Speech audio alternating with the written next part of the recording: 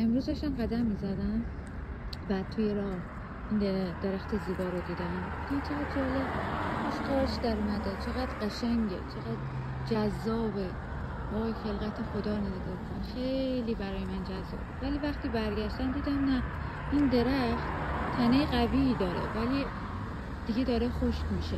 بعد یاد یه سری رابطه ها افتادم توی زندگی ما آدما که ما یه ارتباطایی رو شروع میکنیم توی دوستیامون، توی روابطمون، حالا عاطفی، اجتماعی، هر چیزی، و کنارمونن و مثل این قارچ جذابه، خیلی خوبه، خیلی حس خوبی داریم وقتی تو جمع با این آدمیم و آدما میفهمن من با این آدم دارم رفت آمد میکنم.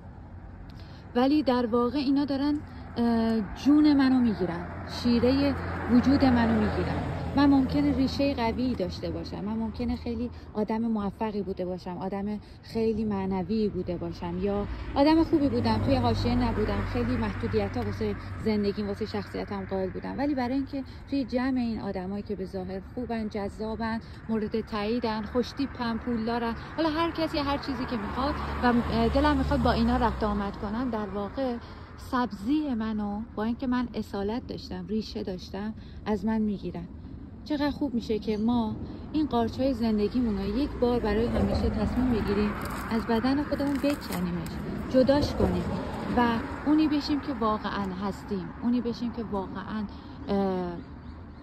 توی وجودمونه. خیلی وقتا ماها شخصیت خیلی دوست داشتنی، جذابی داریم، مهربونی داریم، بسیار پذیراییم، ولی یه سری موقعیت ها، یه سری آدم ها، یه سری فضاهایی توش قرار گرفتیم که مثل موریانه توی زندگی ما افتادن و از درون دارن ما رو میخورن.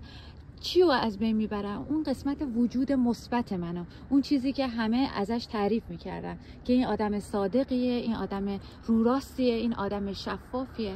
حواسمون باشه خیلی وقتا افراد، محیط مثل این قارچ جذابن، به قول معروف کیوتن، ولی در واقع دارن اون اصالت من، اون ریشه من، اون معنای وجودی من، اون چیزی که منو میکنه نیکو رو از بین میبرن و یه شخصیت دیگه ای داریم میسازیم از خودمون با دستای خودمون، چون حواسمون نیست. این افراد قارچن، موریانن، رفیق نیستن، همراه نیستن و فقط ظاهر جذاب و شیرینی دارن.